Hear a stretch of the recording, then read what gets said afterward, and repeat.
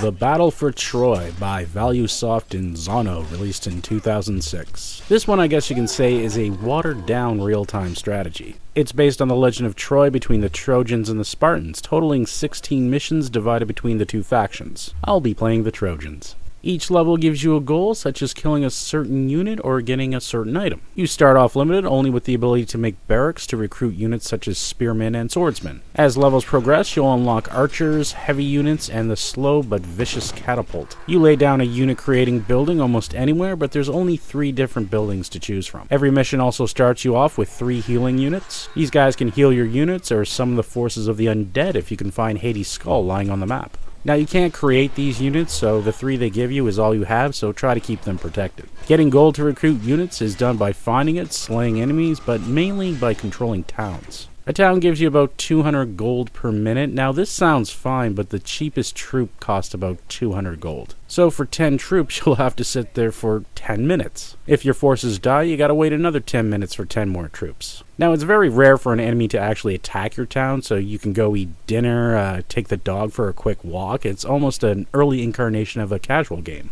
Build armies faster. Pay $5 to buy 200 gold pieces now, but the option isn't actually there.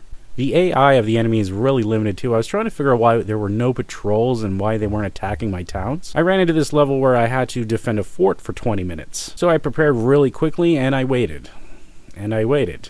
And the armies never came. So what happened? Well, the AI was programmed to move to a certain spot and scale my walls with ladders. When it got to that spot, it was expecting to see my troops, then it would attack them. But the thing is, I didn't put any troops in the area. The game thought I would, so the AI didn't see anything to attack, so it just stood there for 20 minutes. And this is pretty much true for the whole game. You can pick enemies off with archers because you're not in their programmed attack range. It's kind of silly. The combat was kind of fun. You'll even run into battles with Cyclopses and Minotaurs, but other than the healing special attacks, there's little more than sit and watch type battles. Finally, on mission 8, the game crashed for me.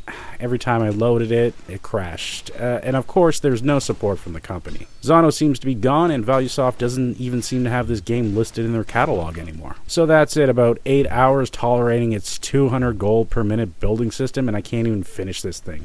So I would have called this baby's first RTS, and even called it an arcade RTS, because, well, it's not horrible, it's just really simple for its genre. So it's no good for the hard RTS fans, but it was okay for newcomers. However, because of the crash, I'm gonna have to say play at your own risk. This game just actually might be broken. So there you have it, the Battle for Troy. Thanks for watching.